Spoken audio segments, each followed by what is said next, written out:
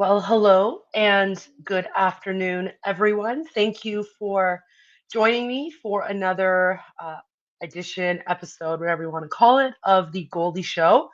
I want to apologize in advance. I do have a bit of a cold, so I have lost my voice. I have my handy dandy ginger and lime juice with me to help, but yeah, I'm going to try to do a little bit less talking if I can, although that's probably not going to be possible. So apologize in advance. And hi, everyone from YouTube. Thank you for joining me there. So, what we're going to talk about today is politicians fighting back against radical Islam. And what do I mean by that? Um, for a very long time, there has been this sentiment within uh, mostly Western democratic countries, mostly coming from the left, the progressives, this open door policy. Let's let everyone into our countries. Everyone is peaceful. Everyone just wants to live their lives. And if we bring people into our countries, they're going to assimilate. They're going to improve the countries, right? What we have seen in the last 10 years is that this is definitely not the case, especially when it comes to importing certain demographics and people with certain beliefs and certain ideologies. And we're seeing big issues with that in Western Europe as well as in Canada. Not as much the United States, because the United States knows how to fight back. But today I wanted to highlight some of the politicians who are fighting back against radical Islam. And these are politicians who are basically seeing the light. They see what's going on, and it's not just the politicians, because remember, politicians are voted in at the will of the people. So this is the people, the populations, recognizing that something is not right and there needs to be a course correct here. I mean, immigration is a good thing. I'm a big proponent of immigration, but it has to be lawful immigration, it has to be legal immigration, and it has to be immigration with a purpose, right? Immigration with assimilation. We want people to immigrate to a country in order to assimilate, in order to become part of the fabric of society and to improve that society. And I say that as an immigrant myself. My family immigrated to Canada when I was a year old. They assimilated, they integrated, they're proud Canadians today. So, the first person that I wanted to speak about is, of course, uh, Sanae Takachi. I don't know if I'm pronouncing that properly, but Sanae Takachi. Okay, so she is. Um, Let me bring this up here. So she was just recently. She recently became the new Prime Minister of Japan. Now, who is Sanae Takaichi? She is ultra conservative. She is nationalist. She's basically compared to Margaret Thatcher. If you don't know who Margaret Thatcher is, you definitely want to look her up. She was the UK Prime Minister and one of my political heroes, actually. So, one of my role models in politics is Margaret Thatcher. I learned a lot from her about how to be a good politician. So, Prime Minister Takaichi takes a hardline stance on immigration and national security. She's critical of China, as she should be. Um, believes in marriage between a man and a woman. This is again ultra conservative, right? Like I'm more a proponent of, live and let live. So I support gay marriage, but I support anyone's rights to think however they want to think, right? But here's the interesting part. She also played in a heavy metal band. Um, I always find the most interesting people are those who like heavy metal. And I say this because I'm also a big fan of heavy metal. There you go, little known fact about me. Hi everyone who's joining from YouTube. So why do you think the people of Japan have elected someone like Sanae Takaichi to become the prime minister of Japan? Because Japan it's pretty much taken a very, very hard turn towards ultra conservative, ultra right, right? So there must have been a reason for why the Japanese people decided to go this way. And if you know anything about Japan, you know that they are a very polite society. Very very peaceful people now. Anyway, I mean, of course, especially since after World War II. But highly productive society, very ingenuous, and in Japan is a wonderful place with a wonderful culture. They're also very hospitable, but there are accounts online who are starting to share videos and images of the small demographic of certain people who've immigrated to Japan and are just causing problems. The one thing you have to realize about Japanese society, and if there's any Japanese in the chat, feel free to share your comments on this. But one of the things about Japanese society is, it's very rules based, right? You follow the rules, you respect the rules, um, and you basically respect society that way, right? Like it's a very very um, honor is very important there. So I want to share this. Let me bring it up here. So this account says, in Osaka, a large group of Muslims decide to block an entire road, refusing to allow traffic to go through. The police try to move the crowd, but the Muslims ignore it and continue to be a nuisance. Guys, where else have we seen large groups of Muslims blocking roads? We see it in the West all the time. And now it's literally happening in Japan, right? And this isn't even a critical mass. But here, let's take a look. Let's watch this video. 大阪府大阪市西淀川区大和田 لا إله إلا الله رب العرش العظيم لا إله إلا الله رب السماوات ورب الأرض ورب العرش الكريم 大阪府大阪市 I mean, that looks exactly like a scene out of, yeah, like Detroit, Montreal, Toronto.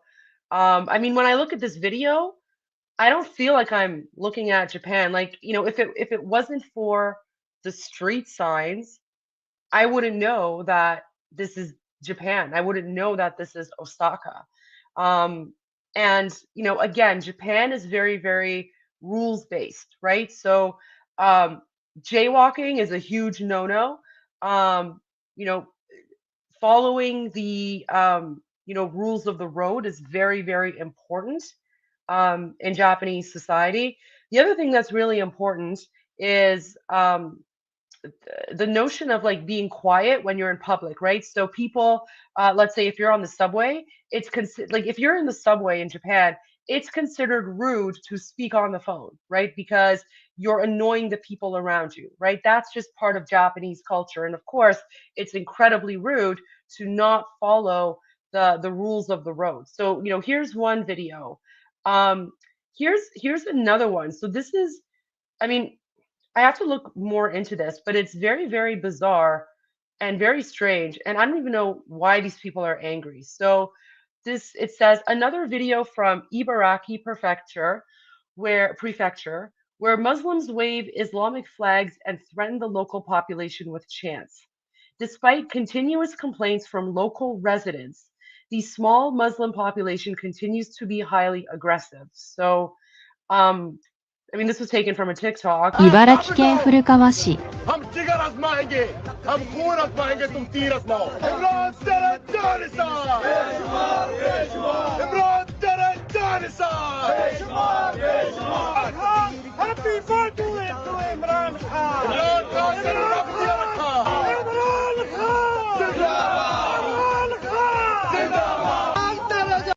So like they're yelling Allahu Akbar. So it's like this like angry group of Muslims have immigrated to Japan, and now they're waving their flags and they're yelling Allahu Akbar. Like it's what has Japan done for them to be angry, right? And I mean, if you're so angry at Japan, why are you there in the first place? I mean, it's insane. Like, I mean, and this is the gaslighting that they use, right? So when it comes to Western countries, they'll say, oh well, we're fighting colonialism, we're fighting imperialism. That's why we come to your countries and do this. But what did Japan ever do? Japan never did anything to the Middle East. So why are they going to Japan to wave their flags and yell Allah Akbar? Guys, like this is what global jihad looks like, right? Everywhere they go, it's the same playbook. Let's like listen to this. Listen to the part where they start yelling Allah Akbar all angrily while they're waving their flags. Does anyone know what that flag is, by the way? Like it's a very weird flag. Like I see the Islamic crescent there, but that's not the flag of Pakistan. So um I have no idea what that flag is.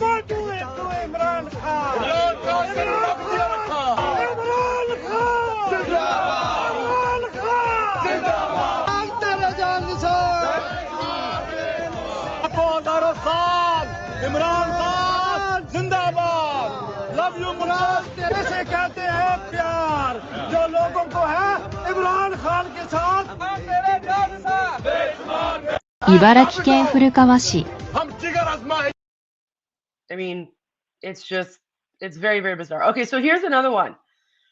So again, guys, like I explained, Japanese society and Japanese culture, it's very rude to go out in public and chant or yell or scream, right? Like that's not how Japanese society works, right? And these are one of the things that a lot of tourists learn about when they go there. So and Japanese suburbs are generally very quiet, very pristine, right? So you can imagine how shocked Japanese people have become when they see you know these people, these Muslims. I mean, I think they're South Asian for sure. So they're either from like Pakistan or Bangladesh or maybe India or something. But they're literally going out into the streets. So they're going into Japanese streets and then they're chanting Islamic prayers and beating their chests and stuff, right? Um, I mean, sure, they do this in their own countries. I mean, fine, it's their own countries, it's their own societies. But you would think going to another country, if you want to immigrate to another country, um, you would respect the cultural norms of that country, that you would respect the cultural norms of Japan. So this Japanese person is saying Japanese suburbs tend to be very quiet and peaceful, and we wish to keep them that way. Guys, it takes a lot for Japanese people to speak out, right? It takes a lot for Japanese people to say that, you know, we don't like this, we don't want this, because again, Japanese people are incredibly polite. So let's watch this video that is happening in Japanese suburbs. And again, like when I watched this video, I mean, this does not look like Japan to me. This is definitely not Japanese culture. It's not the Japanese way of life. And imagine like if you're a tourist and you want to go and experience Japan, and then all of a sudden you're confronted with a bunch of people who are like beating their chests and chanting Islamic prayers very loudly. There's nothing Japanese about that. 茨城県水戸市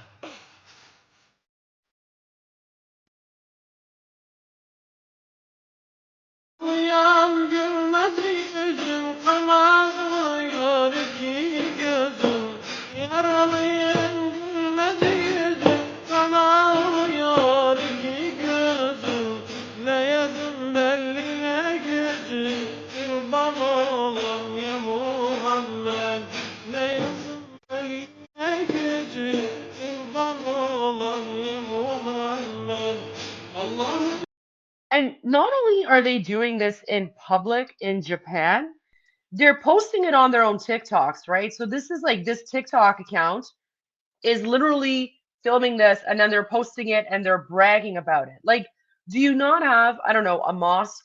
Is there no like private place? Like, why do you insist on going out in public to like beat your chests for a dead Arab warlord in Japan? And that's the thing that like blows my mind is like imagine you're from Pakistan or Bangladesh or wherever, and then you immigrate to Japan, and then you're in Japan and you're beating your chest for a dead Arab warlord that colonized your people 1400 years ago, right?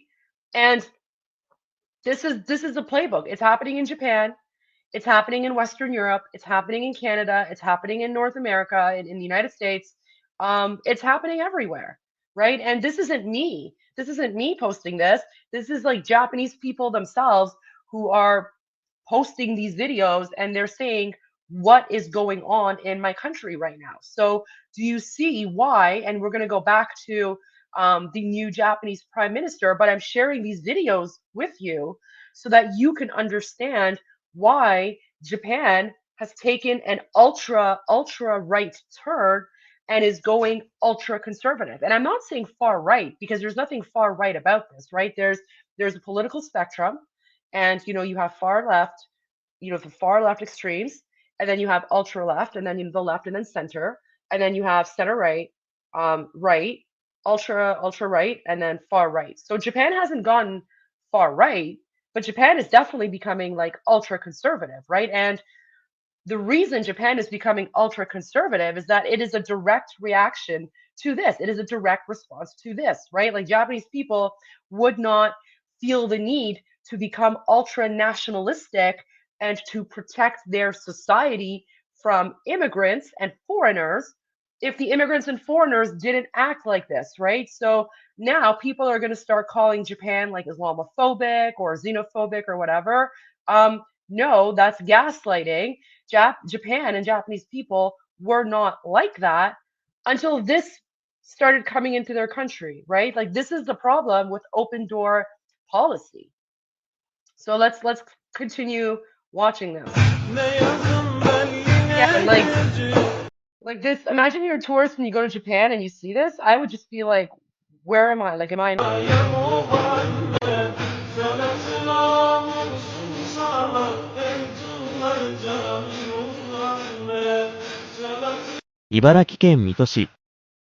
Like it's just incredibly disrespectful. And then not only that, they also become very bold, right? And then um they constantly play the victim card. Okay, so here is um another post here. So this says a Kurdish man excuse me, a Kurdish man responsible for sexually assaulting two minors is claiming that criticism of the Kurdish people and Islam should be considered hate speech, right? So again, they're even pushing the Islamophobia card, right? So let's watch this. Like, so again, this guy immigrates to Japan, and then he's like, if you criticize my religion, you're Islamophobic. 裁判所の決定は私たちにとって大きな一歩であり、未来への希望をつなぐものです。また団体を支援する弁護士はヘイトスピーチは日を追うごとに増長しているとして自治体は一日も早く差別撤廃条例の制定に動いてほしいと訴えました。裁判所の決定は私たちにとって大きな This kind of sounds like what's happening in the UK right now, right? Like the UK, all the hate speech. It's the same thing everywhere, and it makes you wonder. Why do they claim Islamophobia and hate speech everywhere they go? Maybe the common denominator is the way they behave and the way they act, right? Maybe the fact that the way they behave and the way they act, and I'm talking about the extremists, right? I'm talking about the ones who go out in the streets, block intersections, and yell Allah Akbar, right? Maybe the common denominator is your behavior that is inappropriate in Western societies, right? So if you want to engage in that particular behavior, keep it to your own countries. If you go to a different country, maybe don't take it with you. Maybe try to integrate and assimilate. And if you want to practice your religion, do it in the privacy of your own home, where you're not bothering other people who are not used to your cultural practices and might not necessarily want your cultural practices, right? You go to someone else's home, you follow their rules. You go to someone else's home, you assimilate, and you respect the rules, and you become you either join the people in the house or you go and build your own house. But these people are going into someone else's house and they want to rearrange the furniture, they want to change the curtains, they want to change the way things are. And then if the original homeowners say, we kind of like things the way they are, then they say, oh, you hate us, you hate us. It's wild. It's wild. The sense of entitlement is astounding. And what you're seeing in Japan right now, this is like exactly what was happening 10 years ago, 20 years ago in Western European countries. And it's this slow creep. And I think this is probably why Japan chose Takaichi to become the prime minister. And I'm going to get to her in a moment again. And I'm going to explain her video, because her video, the speech that she made is incredibly loaded, There's a lot of, political nuance behind that. And, given that I was a politician for 7 years and I was in politics for 10 years, I'm going to break it down for you phrase by phrase. And I'm going to explain to you exactly what she means when she says what she does, because there's a politically correct way of saying things, but don't worry, I will break it down for you. また団体を支援する弁護士はヘイトスピーチは日を追うごとに増長しているとして自治体は一日も早く差別撤廃条例の制定に動いてほしいと訴えました。裁判所の決定は私たちにとって大きな一歩であり、未来への希望をつなぐものです。All right. また There we go. So we're done that. Okay, this one is wild. I want to look more into this, but so apparently this is like some undercover, like a Japanese guy went undercover into a city in Pakistan, and he found that it's full of illegal businesses and mosques, right? It's almost like the Japanese version of Dearborn, Michigan, right? So he writes, there's a village occupied by Pakistanis in Abetsu, Hokkaido, where they run illegal businesses and construct mosques. A Japanese man decided to go check it out, and they threatened him physically and tried to chase him down in their car. Very scary. So let's take a look at this, because this is just wild.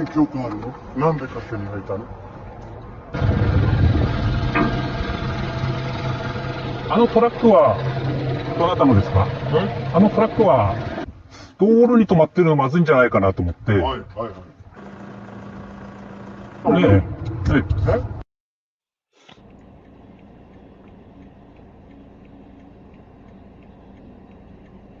Look at that.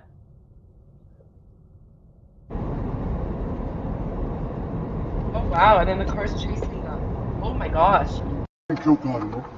That's crazy. So, okay, so imagine like you're a Japanese person. You're literally in your own country, right? Like Japanese are indigenous to Japan. Okay, so you're a Japanese person, you're in your own country, and then you see a bunch of, I mean, again, they're like South Asian, so they're from like Pakistan or Bangladesh or somewhere, right? But like some South Asian Muslims who are illegally building businesses and mosques in your city.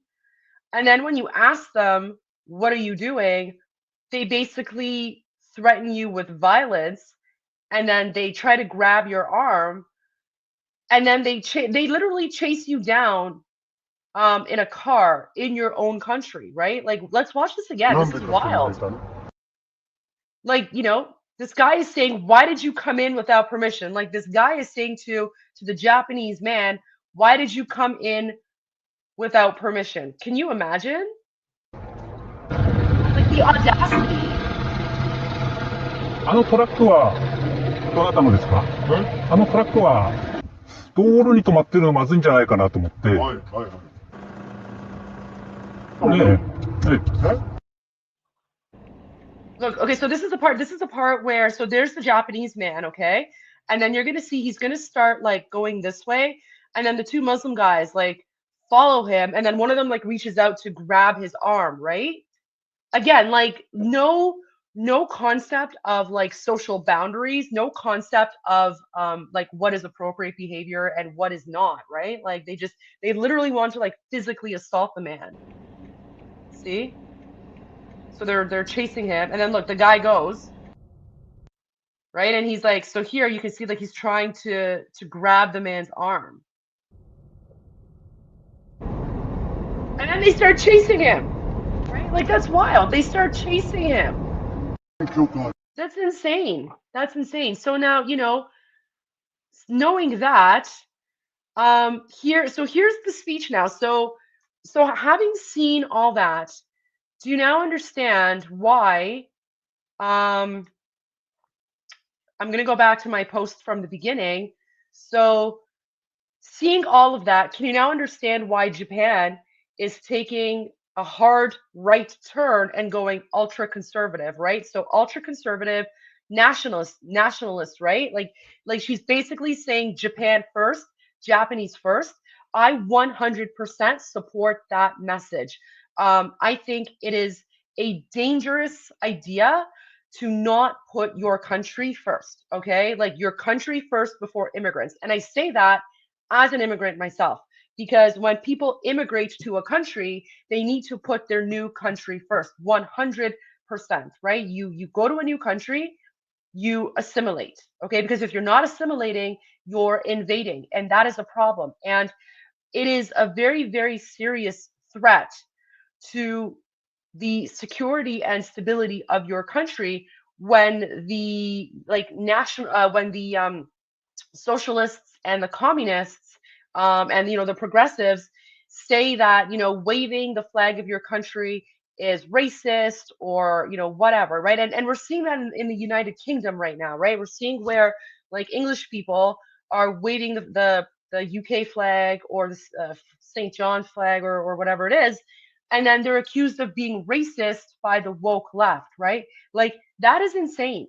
And let me tell you guys something. You see the flag behind me? This is the flag of pre-revolutionary Iran. So this is the flag of Iran when it was a normal country, when we were allies to America, when we were allies to Israel, when we were allies to all countries in the Middle East and around the world. This was our flag. It was the Islamists and the communists in 1979 who said that waving our flag is not a good thing. They said that patriotism is bad. They started burning our flag, and then they replaced our flag with their terrorist jihadi Allahu Akbar flag, right? Guys, remember, I'm Iranian. I speak Farsi. I speak Farsi, and I I'm Iranian. Why should the flag of Iran say Allahu Akbar on it, which is Arabic, right? That's because my birth country has been colonized by Islamic terrorists, right? And that whole ideology of communism and Islamism, it is a direct threat to uh, Western society. They directly attack patriotism and nationalism. Why? Because patriotism and nationalism is a threat to Islam. And if you don't believe me, I actually have a video that I'm going to show you. Okay. So let me pull this up, because everything I say, I speak from experience. Let me find this here. You know what? I didn't think I was going to show this video, but now that I'm talking about nationalism, no, patriotism. Here we go. So, guys, watch this video. So, when I warn you guys about the threat of Islam and communism, this is what I'm talking about. When they are attacking your flags, when they are attacking your identity, your national identity, that is a Trojan horse for destabilizing your society, because that's exactly what happened to Iran. And look, so this guy here, this is Khomeini. He's like an evil jihadi terrorist. He's the guy that ruined Iran and turned our country into a 7th century Islamic hellhole. He's also the one that encouraged people to burn our flag and replace it with Allahu Akbar, right? So listen to what he says about nationalism, okay? Listen to what he says about Islam versus patriotism. And this will give you a little bit of insight into why politicians are fighting back against radical Islam by going ultra-nationalist, because that is the key to fighting back against the Islamic caliphate that is creeping into various countries. Guys, listen to what he has to say here. اسلام آمده است که این حرفای نامربوط را از بین ببرد.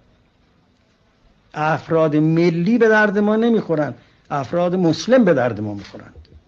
اسلام با ملیت مخالف است. معنی ملیت این است که ما ملت را میخوایم، ملیت را میخوایم و اسلام را نمیخوایم.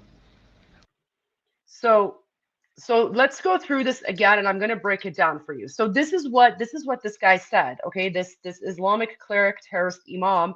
This is what he said about patriotism versus nationalism. Right? This is his words, not mine.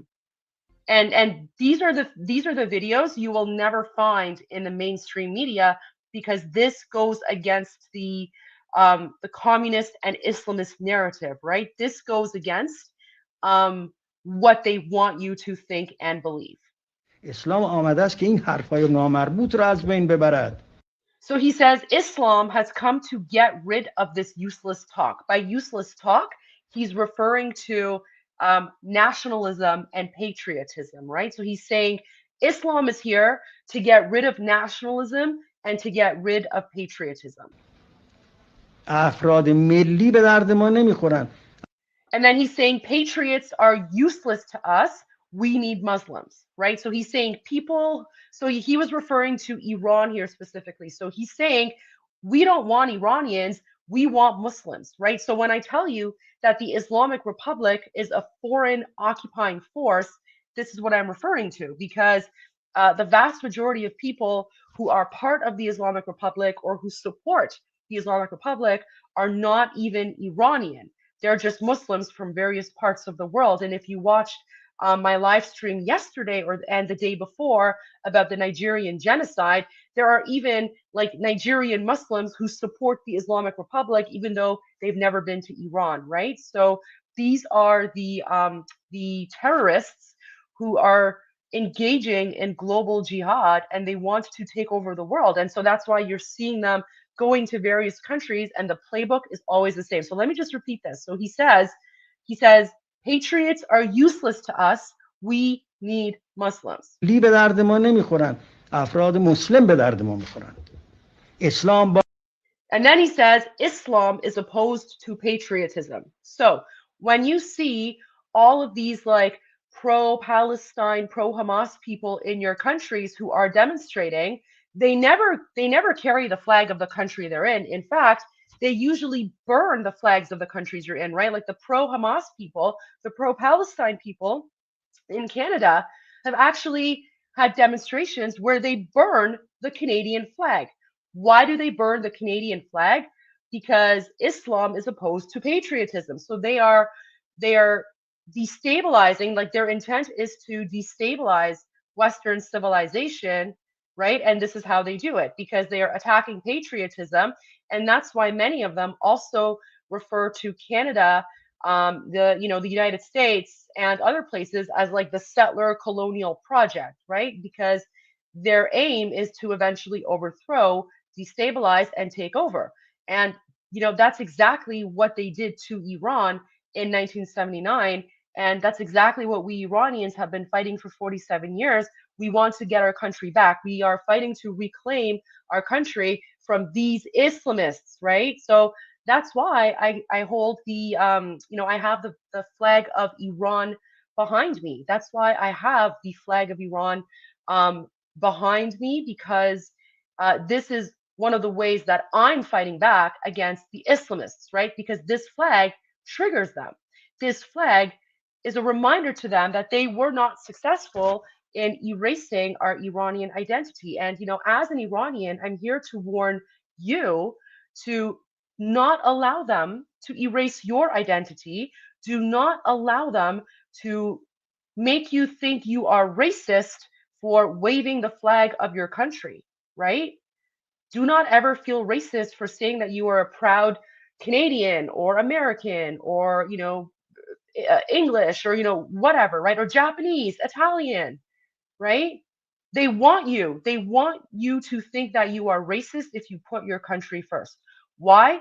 because this is the end game. Islam is opposed to patriotism. They want to create a global caliphate. And the way to create a global caliphate is to get rid of the concept of a nation state and basically turn everything into like an Islamic caliphate. So here, let's just, so he says اسلام با Islam is ملیت مخالف است. معنی ملیت این است که ما ملت را میخوایم So he says the very meaning of patriotism is to want the country and not Islam, right? So again, like he's literally telling you what the end game is. He's literally telling you that if you put your country first, you are not a true Muslim. And that's why you see all of these videos of, you know, these Islamists who immigrate to various countries and then, you know, they say, we want Sharia law, we want Sharia law. Why? Why? Because they don't believe in the legality of your countries. The only thing they believe in is Sharia law, and that's what they want to bring forward, right? So it's all connected. It's all connected. So, you know, this is why now going back to where is it? Going back to the Japanese prime minister, do you now understand why Japanese people are taking a far right turn and they're supporting politicians who are ultra conservative and most importantly are nationalist, right? Because nationalism is how you can fight back against the Islamic Caliphate. Now, this is where it gets really interesting, okay? So I tweeted about this earlier today, and I promised you that we're going to go through her speech. Okay, so this is her speech. And in true Japanese style, she says that she's going to oh guys, I have some start comments. So I just want to, I guess I'm going to share them here, but thank you guys. And I'll go to this video. So um John, oh thank you. I appreciate that. Okay. Oh, Ariella, thank you for becoming, you know, Ariel, I actually think you are my first member. So guys, I completely forgot to mention this because I was so focused on the speech here and the topic, but I finally monetized my YouTube account. So if you want to support me and if you want to support the message I'm putting out there, you're welcome to become a member. You can join the Goldie Army, I guess, and help me spread the word. So Ariella, thank you so much for that. I appreciate that. And then Unusual AI. I'm Israel Chai Javicha. Thank you so much. I love that. And yes, I'm Israel Chai. I've said it before. I'll say it again. This is a pro-Israel channel. I am 100% Zionist. I believe in the right of Israel to exist, and always here to support. You know, the history of Iranians and Jews goes back thousands and thousands of years, and nothing and no one will ever change that, least of all a bunch of like jihadi terrorists. So thank you guys for the support. Really, really appreciate it. It means a lot to me. Okay, so let's watch this video of the Japanese prime minister, okay? And then I will break it down for you guys. No worries. 私は外国人との穏やかな、お互いに思いやりを持って生きられる付き合い方はどうすればできるんか、一遍ゼロベースで考えるつもりです。毎年毎年、私たちと文化や何もかもがあんまりにも違う人たちをまとめて入れていくということ。この政策は一旦考え直さなあきません。経済的な動機でやってきて難民を主張する人、きちんとお帰りをいただきます。また、不法滞在の人たちにも厳格に法律を守っていただきます。私は外国 Can we take a moment to appreciate how calmly and politely she is saying that she's going to deport all the Islamists from Japan? Like, I'm always in awe of how polite Japanese society is. I think we could all learn a little bit from them, but I think that makes the message even more powerful, right? Like she is basically saying very politely, we're going to kick you guys out because we're Japan first and we're going to protect Japanese culture, as she should, right? As she should, because again, but when, because I've always wanted to visit Japan. But whenever I visit Japan, I want to see Japanese people. I want to see Japanese culture, right? Like that's what I want to see when I go to Japan. I don't want to see a bunch of people out in the streets beating their chests and chanting Ali or Allahu Akbar or whatever, right? Like I don't want that. If I want that, I'll go to a Muslim country. So let me break this down for you now, okay? So she starts out. 私は So she says, as for me, I want to have a calm, mutually considerate relationship with foreigners. I also appreciate that she uses the word foreigners and not immigrants, right? Like there's a big distinction there. And you know, the very fact that she's using the word foreigner, right? Like that's a big deal because she is making it very clear that these people are foreign to Japan and Japanese culture, and there's nothing Japanese about them, right?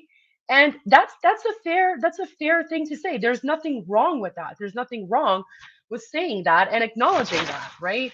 Um, it's absolutely insane to me that you know there are you can immigrate to a country and you can let me put it this way.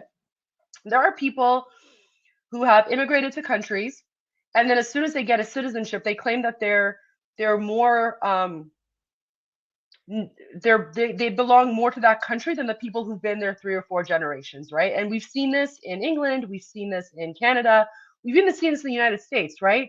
We've seen this in the United States where like that video of the gosh, it's wild. The video of the Muslim mayor in Dearborn, Michigan, who's yelling at an American Christian and telling him to get out of his city.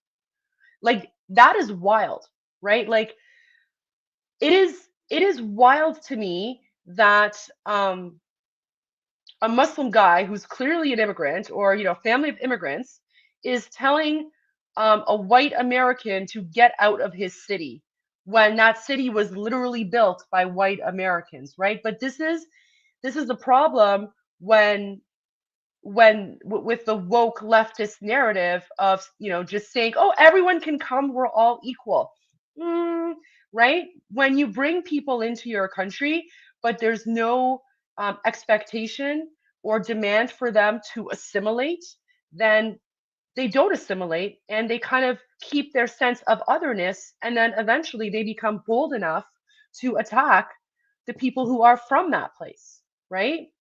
So here, let me find that video from the mayor of Dearborn, Michigan, because it's again, it's insane. Or you know what? I'll find it in a moment. Let's finish watching this first. So she says, I want to have a calm, mutually considerate relationship with foreigners, right? And so she's obviously referring to the foreigners within Japan, right? Because if she meant other countries, she would say like, foreign countries or something. 外国人との穏やかな、お互いに思いやりを持って生きられる付き合い方はどう So she's like, how we can live together in such a way, I intend to reconsider it completely. So it's very clear that she is also well aware of the growing Islamist problem. Okay, I got another starred message here. I'm going to share this. So thank you, DM. So DM says, it's crazy how many people talk shit without knowing anything. These are not your regular everyday Muslim friends. The people are not the problem. The brainwashed ones are. Stop hating on her. Thank you, DM. I do appreciate that. And you're absolutely right. That's why I always make a distinction. I always make a distinction between radical Islam and Islamists versus everyday, regular, normal Muslims who just, want to live their lives in peace, right? I've always made that distinction, and I'll continue to make that distinction. And that's why, it's there. It's just a matter of people choose whether or not to want to believe me. And of course, you're always going to have the trolls in the chat who just don't understand and just want to hate, right? So, yeah. Anyways, but thank you for that. I appreciate that your words, DM. Okay. So she says, how we can live together in such a way, I intend to reconsider it completely. as she should, because again, Japanese society, people are very polite, right? Like noise pollution is frowned upon, and there are rules to Japanese society, right? Like Japan is the way it is because of its societal norms and the way that the society runs and operates, right? So um, if if Japan is what it is today because of the way its society functions, then of course there is a vested interest to keep Japan the way it is. And there is a vested interest to make sure that nothing comes in to change the way society functions. And right now, based on these videos, based on what's happening in Japan, right? Obviously, the Japanese people are seeing that there is a need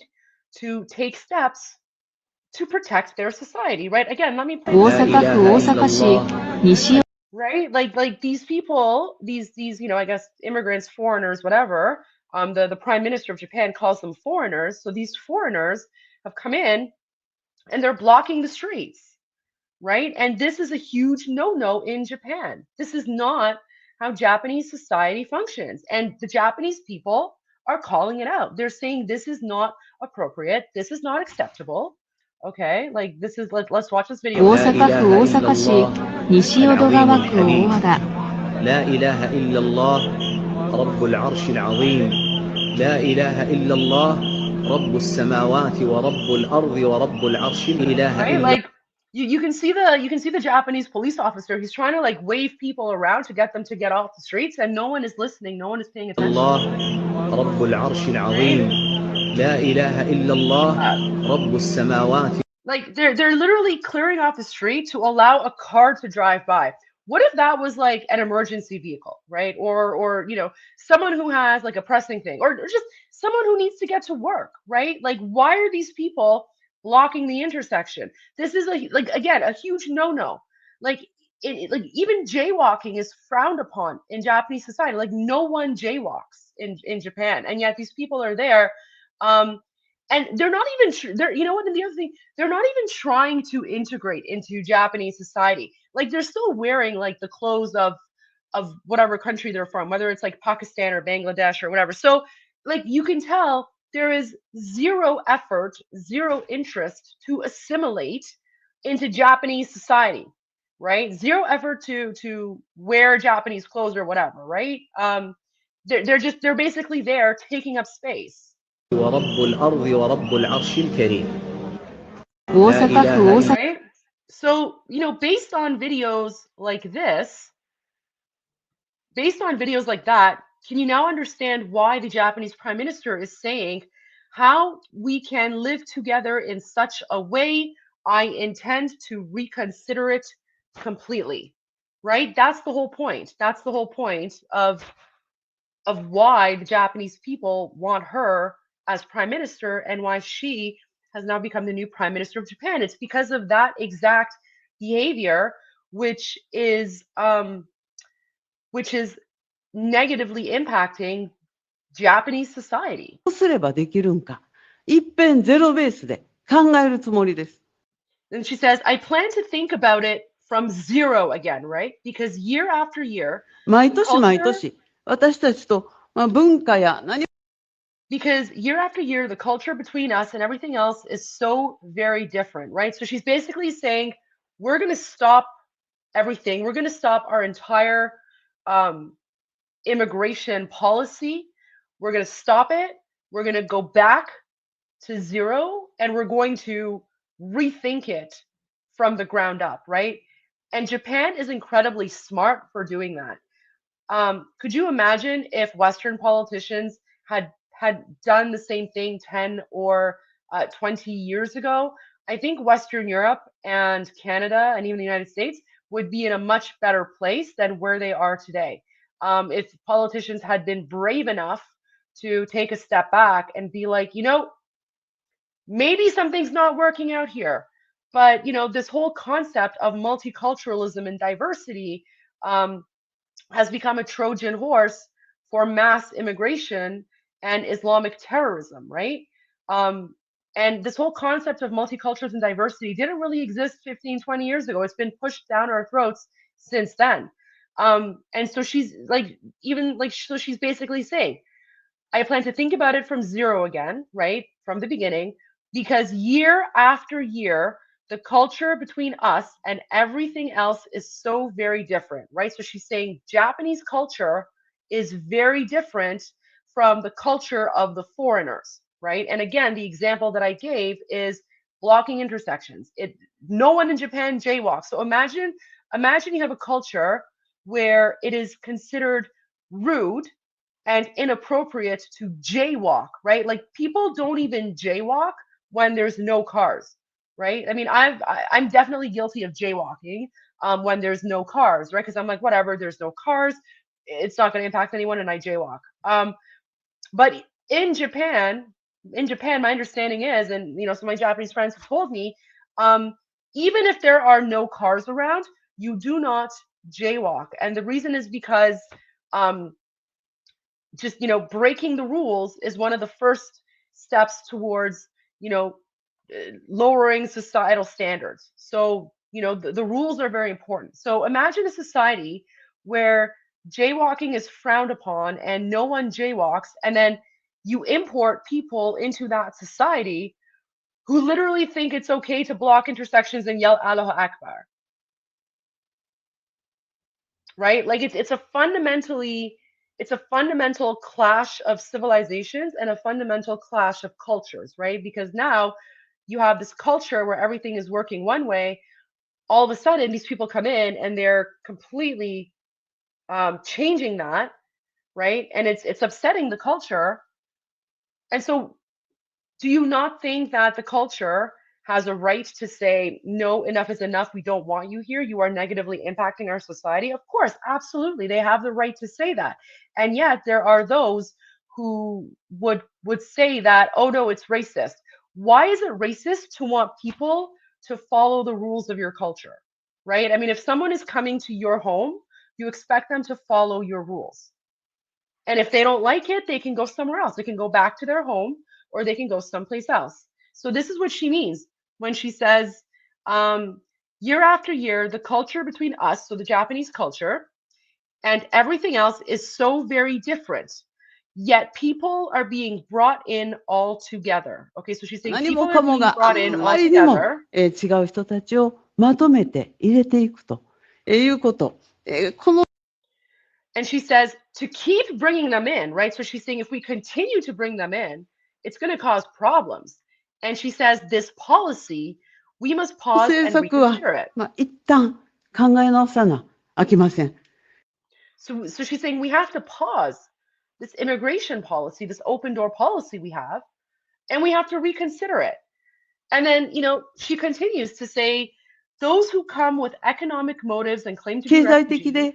経済的な動機でやってきて難民を主張する人、きちんと And then she's basically saying, so she's literally admitting that she knows that there are people who have come to Japan who are claiming to be refugees, but they're actually not, right? So she says, those who come with economic motives. What are those economic motives? Might it have something to do with the fact that they're building illegal mosques and businesses? Remember that video I showed you of the Japanese man who goes into that city? What's the city? Abetsu, Hokkaido. The Japanese man goes there and then he's surrounded by Muslims and then they chase him off, right? Look at this. They're literally chasing him off, right? They're chasing him off. The guy tries to grab him, right? And then they follow him. They follow him in their car, right? Like that's kind of scary. That's kind of messed up, right? Like those people are building illegal businesses and illegal mosques, and when the Japanese guy asks them what's going on, they basically almost physically assault him and then they chase him down with their car. So where is it? So when the prime minister of Japan says those who come with economic motives, right? To me, it kind of seems like she's referring to all those people who are building illegal mosques and businesses without permits in Japan. Again, a huge no-no. Japan is a very, very rules-based society. And it takes a lot.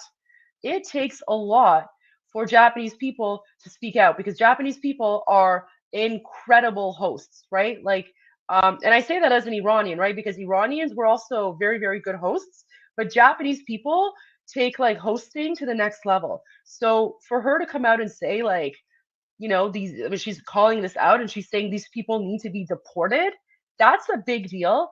And that should be taken very seriously because she is not joking around. Like she's basically saying all these fake refugees, people who come to Japan and claim, asylum or whatever, they're all going to be deported. そうする人、きちんとお帰りをいただきます。 So she's saying such people will be properly sent home. また、不法滞在の人たちにも、And then she's saying, regarding those who overstay illegally, they too will be strictly required to obey the law. Right? Which basically means that anyone who overstays, they're going to be kicked out as well. So there you go, right? That's one reaction. And again, this is not coming out of the blue, right? This is Japan seeing what's happening in other countries, seeing how the mass immigration from certain places where the culture is fundamentally incompatible with the existing culture, it just doesn't work. It causes problems, right?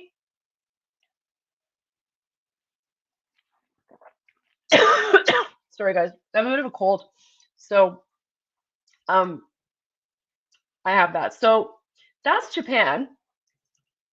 The other thing I wanted to speak about, so the next politician that I want to speak about,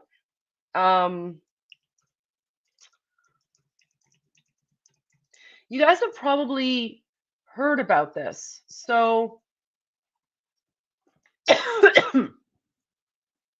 this is a very interesting one, guys.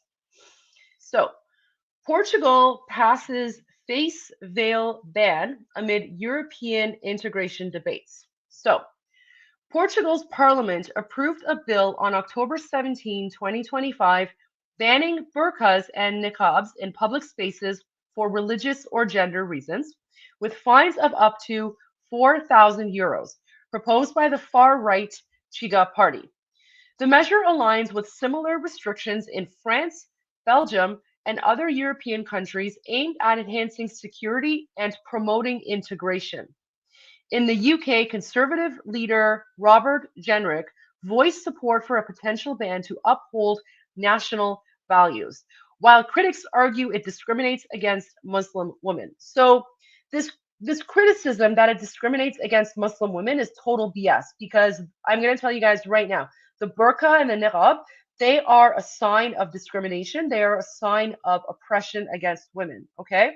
Now, I'm not speaking about the hair covering, right? Lots of people in various religions cover their hair for various reasons. I'm not going to get into, Muslim women who cover their hair, personal choice.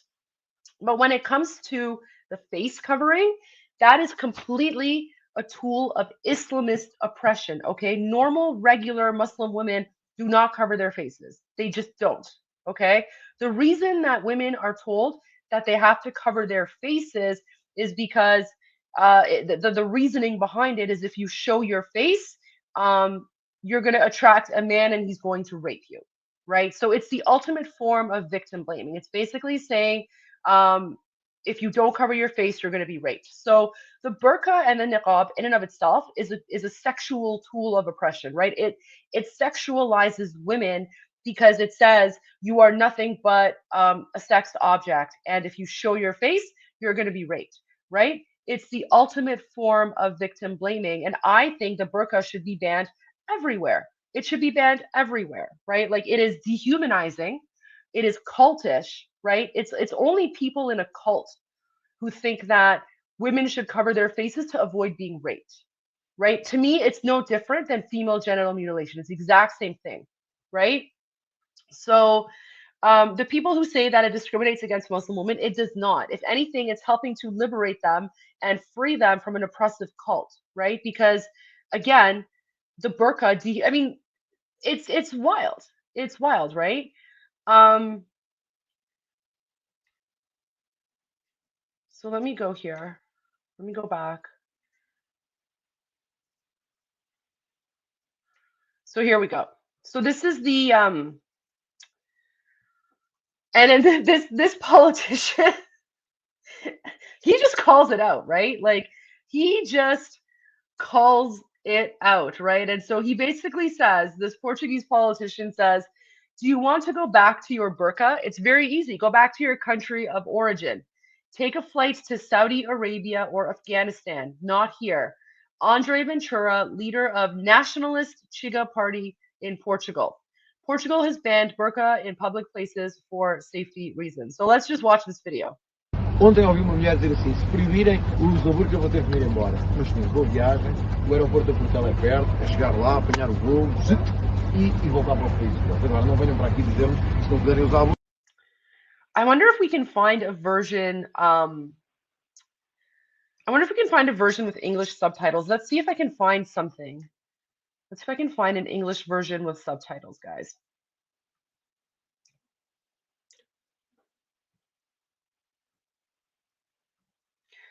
John, you agree 1,000%. Speak the facts about women having to wear burqas. Thank you, John. I appreciate that. And yeah, 100% right. Like no one can provide any reason for why burqas should be allowed or how burqas empower women. They don't, because the justification for the burqa is to hide women and to basically like keep them away from public life and public society. So it's a very backwards way of thinking. It's basically 7th century mentality, right? And that's why Muslim women in like progressive countries like the UAE and places like that, they don't cover their faces, right? They don't.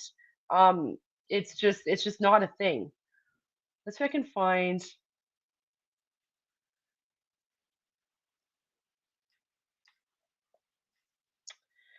It's all in Portuguese. Okay. It's all in Portuguese. All right. All right. Oh, here we go. Here we go. Okay, I found something with an English sub caption. There we go. Wait. Oops. Guys, one moment. Me ir embora. Meus senhores, boa viagem, o aeroporto da Portugal é perto, é chegar lá, apanhar o voo, e voltar para o país. All right, let's watch this. Ontem ouvi uma mulher dizer assim, se proibirem o uso da burca eu vou ter que me ir embora. Meus senhores, boa viagem, o aeroporto da Portugal é perto, é chegar lá, apanhar o voo, e voltar para o país. Agora não venham para aqui dizer-nos que se não puderem usar burcas vão-se embora. Se querem ir embora, vou para o país deles. Francamente, um homem que quer impor uma mulher a usar a burca, ou uma mulher que acha que usar a burca é a sua maior qualidade, digo-vos uma coisa, não estão bem neste país. É fácil. So he makes a very important point there. So again, right, this is the clash of cultures and civilizations, right? And like he's absolutely correct here. So he says a man who wants to force a woman. Homem que quer impor uma mulher a usar a burca, ou uma mulher que acha que usar a burca. So a man who wants to force a woman to wear the burqa, or a woman who thinks wearing the burqa is her greatest virtue, let me tell you something. You don't belong in this country. It's simple. And listen, I 100% agree, because again, the ideology behind the burqa is that you believe a woman has to cover her face so that she does not get raped by men. You believe that a woman is not equal to a man. You believe that a woman is property and must be protected and hidden, right? So there is a direct clash of ideological beliefs between how a woman is viewed in Portugal versus how a woman is viewed in Afghanistan, right? So, and what he's saying is that if you think women should be covered up to the point where their faces are covered, you don't belong in this country. And I think that's a perfectly legitimate thing to say. It's 100% legitimate, right? There's a reason that Portugal is the way it is today versus Afghanistan, which is a 7th century hellhole it is today, right? Afghanistan is a 7th century Islamic hellhole. Look how they treat their women versus how women in Portugal are treated. And why would Portugal, why would the Portuguese people want to import people into their society who believe that women are second-class citizens and should stay at home and don't have the right to go out without their faces covered, right? Like that is a very cultish behavior, and Portugal has every right to say, we don't want members of this cult in our country, right? Portugal is for Portuguese people. Portugal should protect Portuguese people. And Major here says, burqas, hijabs also make for great disguises for terrorists trying to hide. No other disguise. 100%, you're absolutely right. I've actually seen videos. I don't know if I can find any right now, but I've definitely seen videos of Islamists or just men who wear burqas to hide, right? Like it happens all the time. And yeah, like I personally think it's very, very weird. It's very bizarre. It's not something that I'm used to, and coming from Iran, burqas are not a thing in Iran. Like even though Iran has the Islamic Republic, is occupied by the Islamic Republic, and even though the Islamic Republic tried to force Iranian women to cover our faces, we fought back. Iranian women fought back, right? I mean, unfortunately, the Islamic Republic was able to force women to cover their hair. So, that's something we're fighting against. But they were not able to Islamize us to the extent where we had to cover our faces. But believe me, they tried. They tried. But he's absolutely right.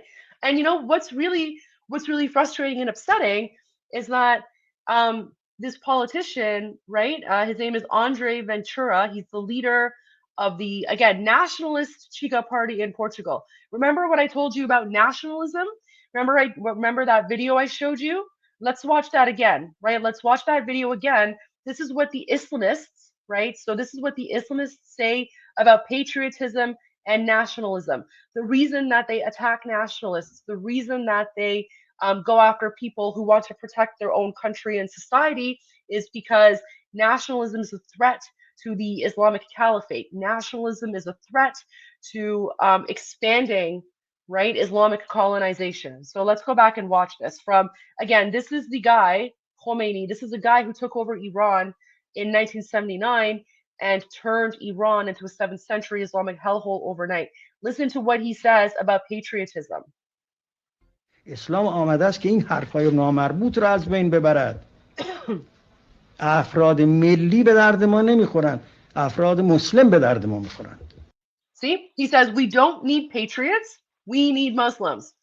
They're laying it out for you. They are telling you exactly who they are and what they believe in. اسلام با ملیت مخالف است.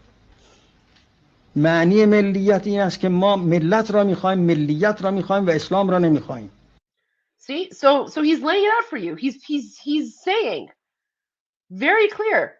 The meaning of patriotism is to want the country and not Islam, right? So this is why they attack patriots. This is why they go after your flags. This is why anyone who is a nationalist, anyone who wants to put their country first, is labeled as far right or whatever.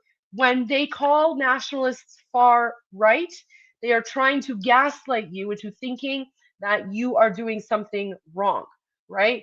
Where it is perfectly normal. It is perfectly normal and acceptable to say, if a foreign culture comes to my country and that foreign culture is incompatible with the values of my country, I want to kick it out. There is nothing wrong with saying that, and we need to reteach ourselves that. We need to stop being afraid of what the progressive, woke, liberal, communist, whatever people say, right? Because again, that it was the unholy alliance of the red and the black, right? Communism and Marxism combined with Islamism that ruined Iran in 1979 and created the conditions to turn Iran into a 7th century Islamic hellhole governed by Sharia law. So the fact that Portugal is now saying, get these people out, good for Portugal. More countries should be like Portugal. More countries should ban the burqa, right? Because if you truly believe that a woman should cover her face because she is not equal to men, don't live in Portugal. Don't be a part of that society. Go in your own like 7th century Islamic Sharia law country. Why are you in Portugal? Right? So let's watch this again. Um homem que quer impor uma mulher a usar burca, ou uma mulher que acha que usar burca é a sua maior qualidade, digo-vos uma coisa, não estão bem neste país. É fácil chegar ao aeroporto da Portela, pagar um voo, Paquistão, Arábia Saudita, Marrocos, onde quiserem, cá não fazem falta. Desculpa lá dizer assim, mas é assim mesmo que a democracia tem que funcionar. Com seriedade, com rigor e com controle. Ontem... The last part is very interesting. So he says, this is exactly how democracy has to work today, with seriousness, with rigor, and with security. I 100% agree. I 100% agree. One of the biggest challenges that democratic societies in the West face is that the rules that they created for their own societies are now being used against them by Islamists in order to invade and take over their countries, right? So you have the Islamists who are taking advantage of the freedom of expression, freedom of religion, freedom of association, freedom of assembly, all of these freedoms, right? They are taking advantage of that to push their Islamist agenda. This is what they do. This is how they operate, right? And let me tell you something. If you were, let's say, going to go to, Pakistan or somewhere, and if you wanted to build a church in Pakistan, do you think Pakistan would let you? If you went to Pakistan and if you stood at the street corner and you wanted to give out Bibles, what do you think would happen to you? Do you think you would survive 10 minutes? Right? I mean, look at what's happening to Michigan right now. Let me pull up Michigan because that one is wild. It is insane.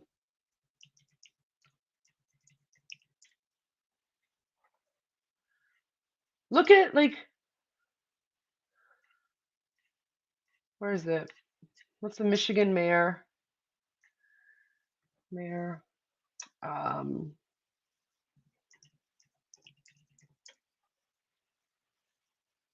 Where's the video?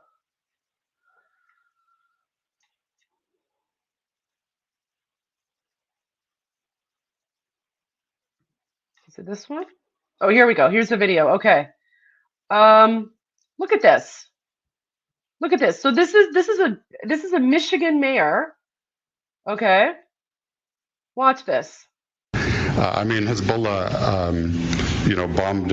Okay, so let me give you the context here. Let me give you the context. So, there's like a street in Michigan, and then the Muslim mayor wants to rename it after a guy who supports Hezbollah. Who is Hezbollah? Hezbollah is a listed terrorist entity in the United States. Okay, they are very, very dangerous. They're 100% terrorists. They've destabilized Lebanon, and the mayor, right? He's a Muslim mayor, but I don't like calling him Muslim. I like calling him jihadi because a lot of Muslim people don't support Hezbollah. These are the jihadis. These are the Islamists, right? These are not your regular average everyday Muslims. So this jihadi mayor in Dearborn, Michigan, wants to rename a street after someone in Hezbollah. And then when the white Christian American guy, okay, he's like, this is not a good idea. You know what the jihadi mayor does? He calls the white guy Islamophobic and then says, I'm going to hold a parade when you get out of this city. Right? Like this is what the Islamists do. They come in and they take over. Just what? Like this is wild. I cannot, this is America in 2025. They are a minority. Can you imagine what they would do if they were a majority? Imagine just imagine what they would do if these people were actually a majority in the United States. This is them being, they're a minority, but they are the majority in Dearborn, Michigan. Just watch this. I mean, Hezbollah, bombed the embassy in Beirut, and including many Americans. So I just feel it's quite inappropriate. You are an Islamophobe, and although you live here, I want you to know, as mayor, you are not welcome here. And the day you move out of the city. The guy's name is Abdullah Hamid. So Abdullah Hamid is the mayor of Michigan, Dearborn, Michigan, and he is basically telling the white American dude, you're not welcome. You're not welcome here. And he calls him Islamophobic because he does not want to praise Hezbollah in the United States, right? Like, it's wild. Let's just watch this again. Like, every time I watch this video, I just get more and more flabbergasted. I mean, Hezbollah, bombed the embassy in Beirut, and including many Americans. So I just feel it's quite inappropriate. You are an Islamophobe, and although you live here, I want you to know, as mayor, you are not welcome here. And the day you move out of the city will be the day that I launch a parade celebrating the fact that you moved out of the city, because you are not somebody who believes in coexistence. I mean, Hezbollah. Can you imagine, like, this is the ultimate form of gaslighting, right? Where he says, you do not believe in coexistence. I mean, if coexistence means celebrating terrorism, I don't want that kind of coexistence either. But this is how they gaslight. This is how they gaslight people in the West, right? This is how they gaslight you. They take all this like woke liberal terminology and they turn it around and use it against you every time you speak up, like this guy did, right? He says, and he's true, Hezbollah bombed Americans. Hezbollah is responsible for murdering Americans. And he has every right to say, maybe we should not name streets.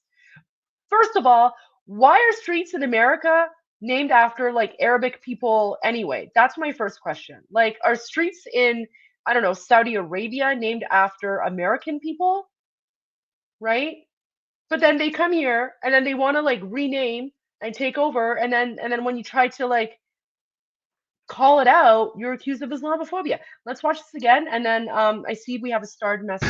I mean, Hezbollah, bombed the embassy in Beirut, and including many Americans. So I just feel it's quite inappropriate. You are an Islamophobe, and although you live here, I want you to know, as mayor, you are not welcome here. And the day you move out of the city will be the day that I launch a parade celebrating the fact that you moved out of the city, because you are not somebody who believes in coexistence. I mean, Hezbollah. That's wild. So there's that the video. Okay, I see a starred message. Let's try to check this out. Yuri Bezmenov, 15 minutes version. This was absolutely a deliberate undermining of the West in total. All right, is that on YouTube? Let's see if I can find that. I haven't seen that myself, but let's see if I can find that. Oh, there we go. Yuri Bezmenov. All right. I see like okay. Oh, the former KGB agent. Okay. Okay, guys. This is going to be good.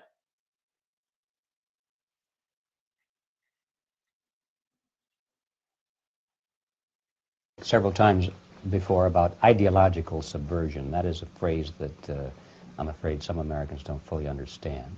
When the Soviets use the phrase ideological subversion, what do they mean by it? Ideological subversion is the process which is legitimate, overt, and open. You can see it with your own eyes. All you have to do, all American mass media has to do, is to unplug their bananas from their ears, open up their eyes, and they can see it. There is no mystery. There is nothing to do with it. Okay, so this guy, he's a former KGB agent, okay? So what's really important, I've spoken about this before, but a lot of the Islamic terrorist groups in the Middle East that you're seeing have links to the Soviets, right? Have links to Soviet Russia. Even like Yasser Arafat and the PLO were trained and funded by Soviet Russia, and the whole like fake Palestinian cause is part of a Russian destabilization project that has now like evolved into something even bigger. But there's a reason that the Islamists all align with the communists, and there's a reason why all these Islamic terrorist groups have a lot of have a very strong undertone of communism messaging and language and imagery. Espionage. I know that espionage intelligence gathering looks more romantic. It sells more deodorants through the advertising, probably. That's why your Hollywood producers are so crazy about James Bond type of thrillers. But in reality, the main emphasis of the KGB is not in the area of intelligence at all. According to my opinion and opinion of many defectors of my caliber, only about 15% of time, money, and manpower is spent on espionage as such. The other 85% is a slow process which we call either ideological subversion or active measures, активные мероприятия in the language of the KGB, or psychological warfare. What it basically means is to change the perception of reality of every American to such an extent that despite of the abundance of information, no one is able to come to sensible conclusions in the interests of defending themselves, their families, their community, and their country. It's a great brainwashing process which goes very slow, and it's divided in 4 basic stages. The first one being demoralization. It takes from 15 to 20 years to demoralize a nation. Why that many years? That's so true about the demoralization. So when I'm referring to, you know, all the woke left progressives, communists, Marxists, right? All those people who are attacking patriots, you know, whether it's in the United Kingdom, whether it's in Canada, whether it's in the United States or elsewhere, they're attacking people for being patriots, right? They're attacking people for putting their country first. That's definitely part of the demoralization campaign. And the reason that you see it coming from the far left, it's because it is part of that communist agenda, right? That's how they destabilize, so then they can take over. Because this is the minimum number of years which requires to educate one generation of students in the country. That is so true. Again, I mean, look at the current generation, right? I would say it's like a mix of sort of like the younger end of the millennials, plus pretty much a big chunk of Gen Z, right? Like Gen Z is totally been demoralized and indoctrinated, right? Like just look at the Gen Z people. It's wild the way they're thinking. And yeah, like I remember all of this started. It's interesting. So I was in university about 20 years ago, and I took political science. And I remember my professors at the time were raving. They were raving about the socialist governments in Latin America and South America and how amazing they were. And I just remember thinking, there's something not right here. There's something wrong. But the only way that I could get good grades in my political science classes was if I wrote my essays and answered my exam questions based on what the prof wanted to hear, right? So I had to go on and on, you know, glorifying like I don't know, Che Guevara and like I think Hugo Chavez and like some other people, like all the socialist governments in Latin America 20 years ago, right? So what he's talking about started like 20 years ago in the universities, and thankfully it was still relatively new with me when I was in university, but I can definitely see how in the last 20 years it has infiltrated and indoctrinated the lower end of the millennials plus Gen Z, of course, because during my time there were still some professors who were speaking out against communism, speaking out against radicalism, and actually one of my favorite university professors was half Polish and half German, I believe, and so he gave us like the lowdown and the breakdown on, you know, the evils of communism. So thank God I had him, who, you know, he was able to you know, educate us. But a lot of people were not lucky, and a lot of people have been indoctrinated to think like communism is good. So I totally agree with the demoralization here. Of your enemy. Let me go back a little bit. because this is the minimum number of years which requires to educate one generation of students in the country of your enemy, exposed to the ideology of the enemy. In other words, Marxism-Leninism ideology is being pumped into the soft heads of at least 3 generations of American students without being challenged or counterbalanced by the basic values of Americanism, American patriotism. The result you can see. Most of the people who graduated in the 60s, dropouts or half-baked intellectuals, are now occupying the positions of power in the government, civil service, business, mass media, educational system. You are stuck with them. You cannot get rid of them. They are contaminated. They are programmed to think and react to certain stimuli in a certain pattern. You cannot change their mind, even if you expose them to authentic information, even if you prove that white is white and black is black. You still cannot change the basic perception and the logic of behavior. In other words, these people, the process of demoralization is complete and irreversible. To get rid society of these people, you need another 20 or 15 years to educate a new generation of patriotically minded and common sense people who would be acting in favor and in the interests of the. You know who was doing that? You know who was starting to educate the like the next generation of Americans? Charlie Kirk. Charlie Kirk was doing exactly that, and the progressives and the woke left, they were constantly attacking him and demonizing him. And then of course they assassinated him. And that was horrifying, right? Like Charlie Kirk was doing a very, very good job of educating people. Um, and his words were so powerful that he was assassinated for it, right? Um, it's mind blowing, right? It's mind blowing. But you're seeing the like you're seeing this in action, right? Like the people who were attacking Charlie Kirk are the ones who have been demoralized and the ones who basically hate America, right? I mean, Charlie Kirk was one of the most wholesome people um, that I've ever, I didn't know him personally, but one of the most wholesome people that I can think of, right? I mean, his messaging was wholesome, his appearance was wholesome.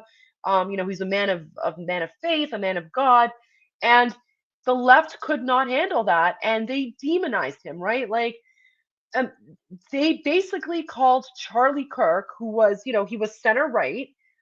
They accused him of being like a far right extremist, which is absolutely mind boggling. But that's how the woke left and the progressives and the communists and the Islamists operate, right? They demonize anyone who does not comply with their globalist agenda narrative. Of United States society. And yet these people who've been programmed and, as you say, in place and who are favorable to an opening with the Soviet concept, these are the very people who would be marked for extermination in this country? Most of them, yes. Simply because the psychological shock when they will see in future what the beautiful society of equality and social justice means in practice, obviously they will revolt. They will be very unhappy, frustrated people. And the Marxist-Leninist regime does not tolerate these people. They will join the links of dissenters, dissidents. Yes. Unlike in present United States, there will be no place for dissent in future Marxist-Leninist America. Here you can get popular like Daniel Ellsberg and filthy rich like Jane Fonda for being dissident, for criticizing your Pentagon. In future, these people will be simply squashed like cockroaches. Nobody is going to pay them nothing for their beautiful, noble ideas of equality. This they don't understand, and it will be greatest shock for them, of course. The demoralization process in the United States is basically completed already. For the last 25 years. Actually, it's overfulfilled because demoralization now reaches such areas where previously not even Comrade Andropov and all his experts would would even dream of such a tremendous success.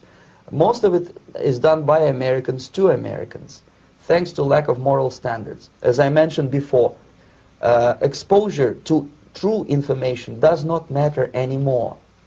A person who was demoralized is unable to assess true information. The facts tell nothing to him. You know what? That's exactly true. And that's why when people like me speak out and I come with the facts, I come with the receipts, there's still a whole bunch of like brain dead zombies who are like, no, you're lying, you're spreading hate, you're spreading hate. It's like, what hate am I spreading?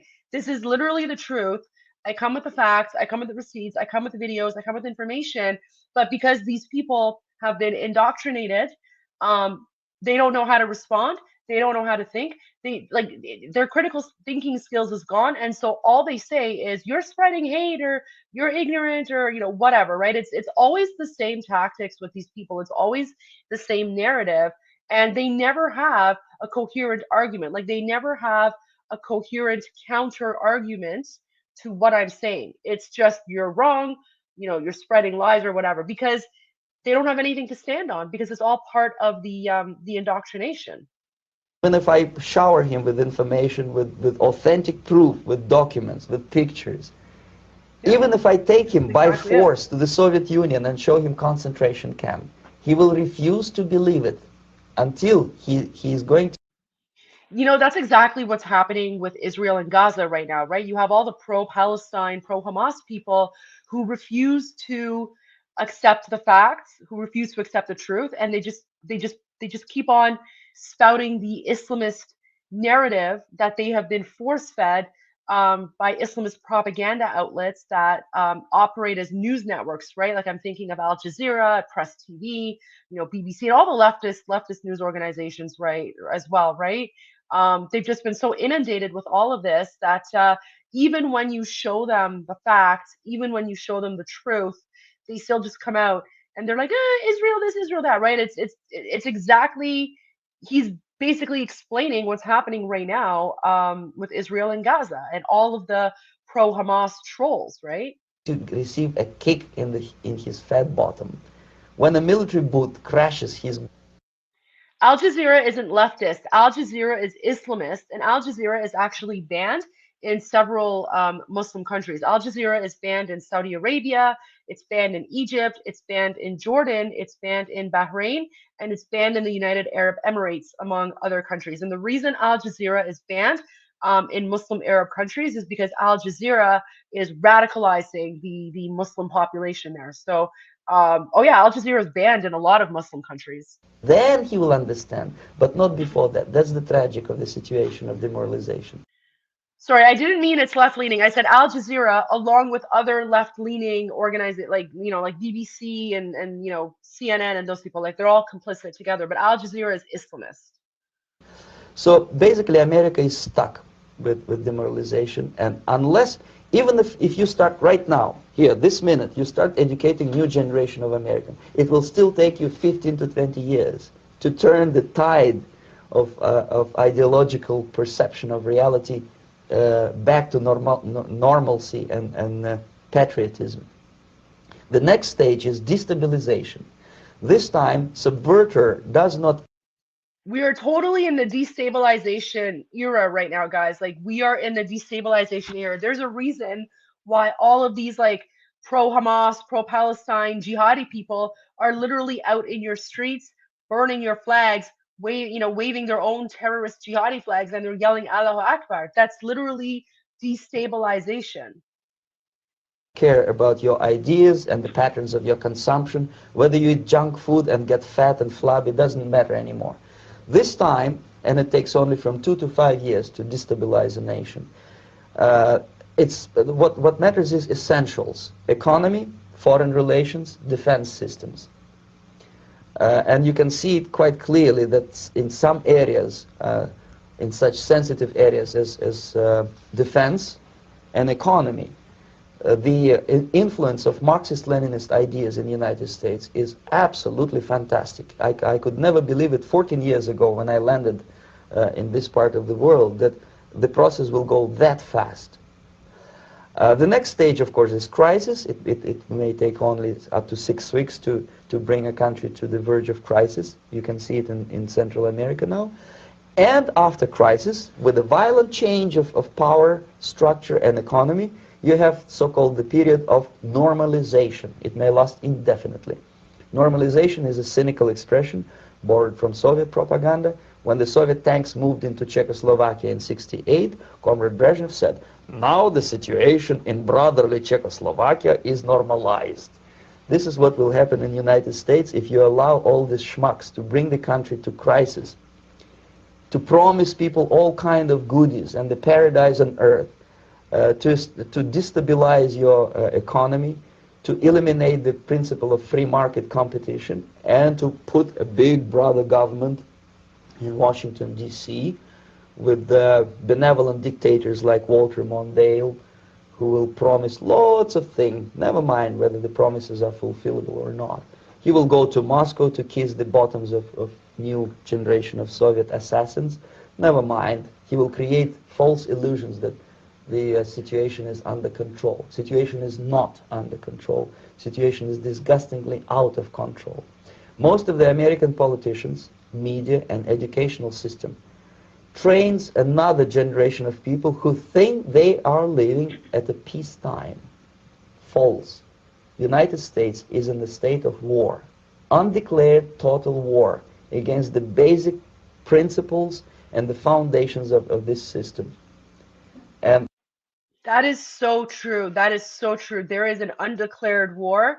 The communists and the Islamists declared war against Western civilization a very long time ago. And in fact, Reza Pahlavi, the leader of the Iranian opposition, he's the Shah in exile right now.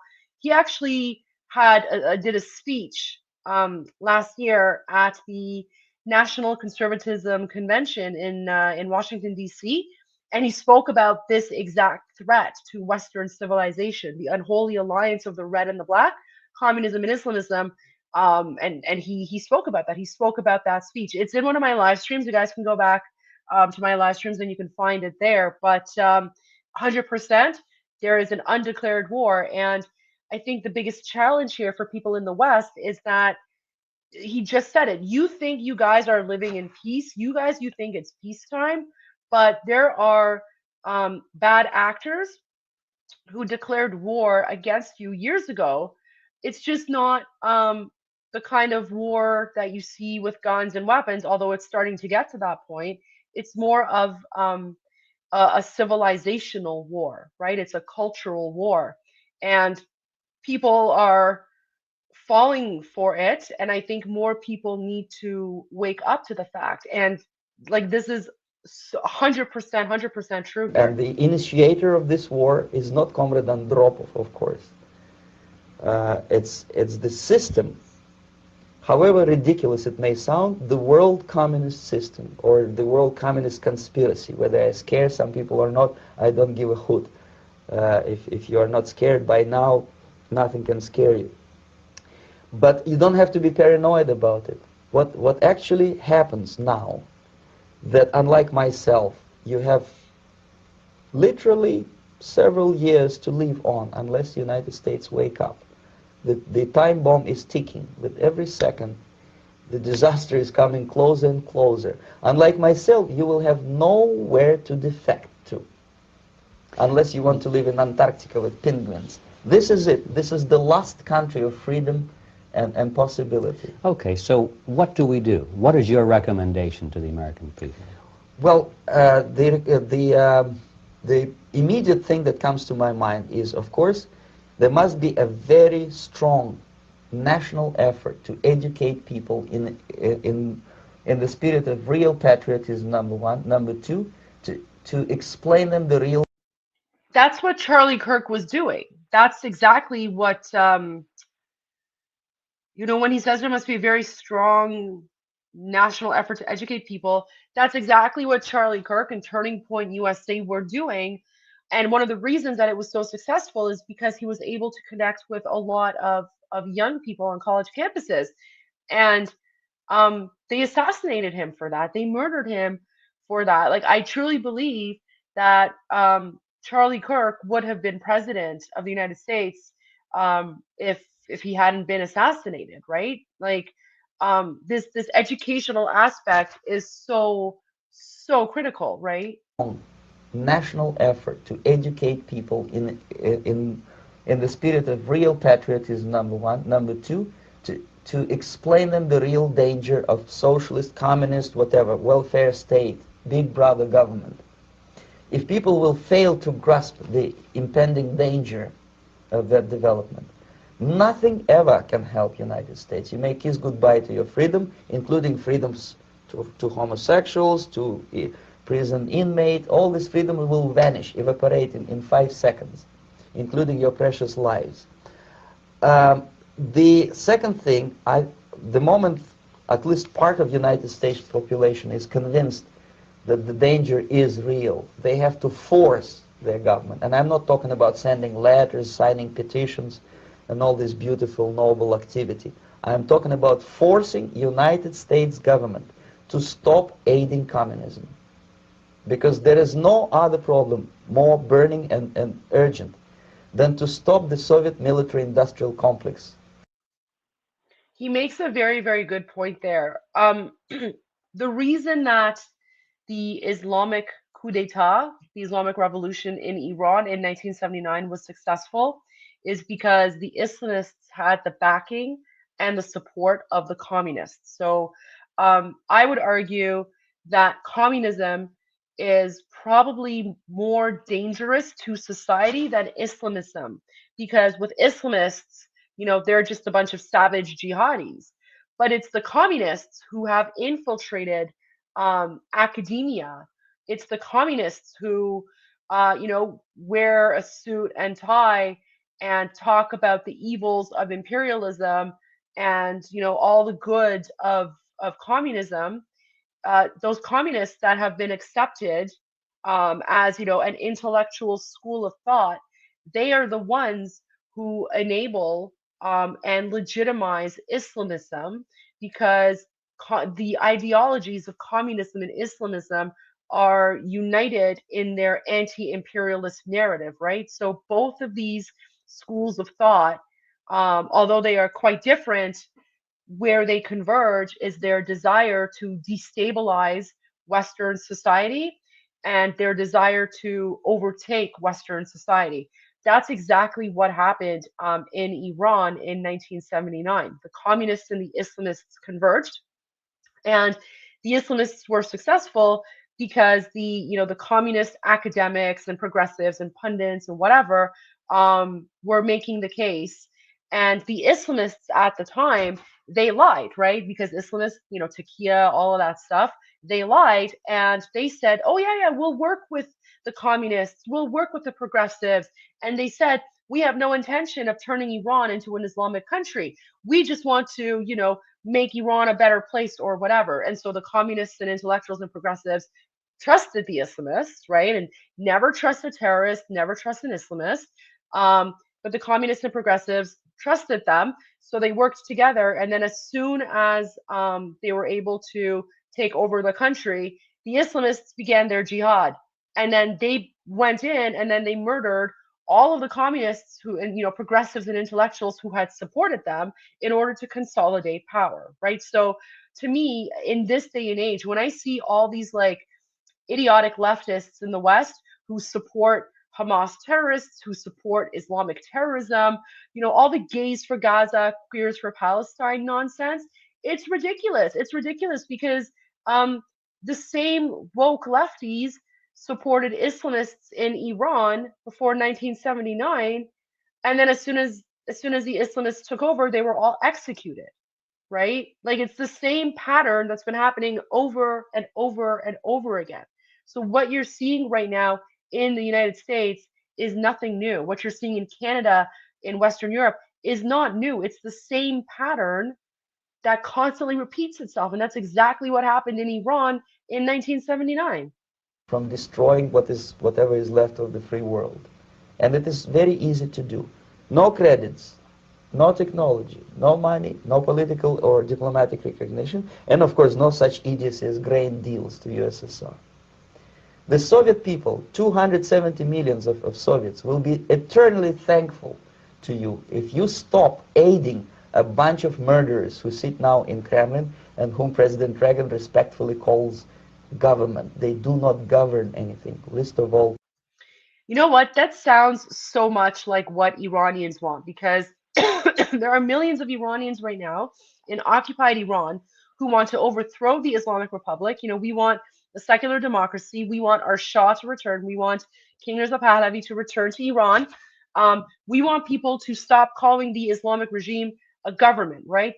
Stop legitimizing them. So this sounds very, very similar to what he is saying right now about Russia, right? Like, stop legitimizing these so-called governments when they're not actually governments, and even their own people don't want them.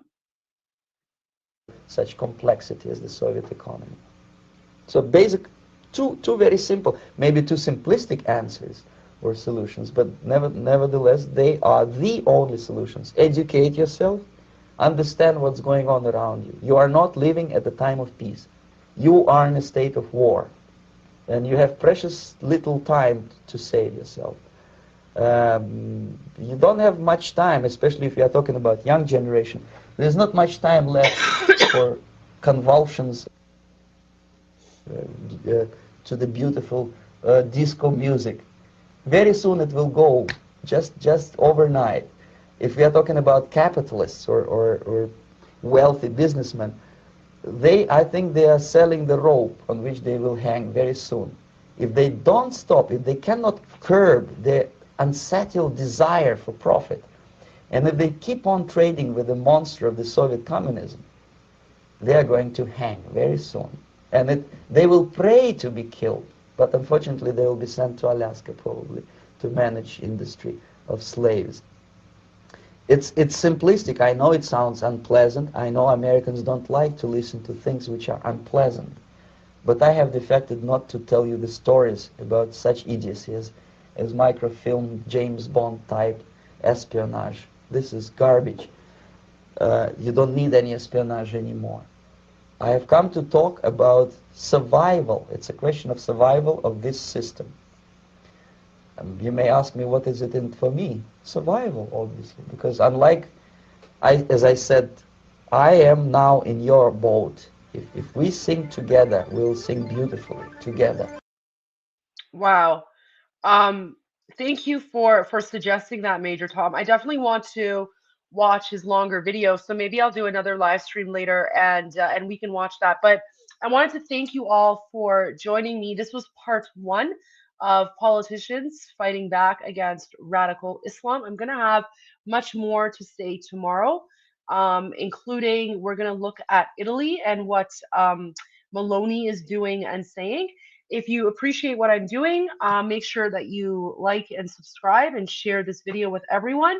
And if you're interested, you're more than welcome to become a member and support my channel and help me get the word out, because on this channel, I go live daily, Monday to Friday at 12 noon Eastern, and I talk about the issues that you don't necessarily hear about in the mainstream media, and I'm going to share video and information that you won't necessarily see in mainstream media. And you're going to have to ask yourself, why do you not see this in mainstream media, even though it is all readily available to you? So thank you again for joining, everyone. I appreciate you all. I appreciate the support. And until next time, Payanda Iran Javicha.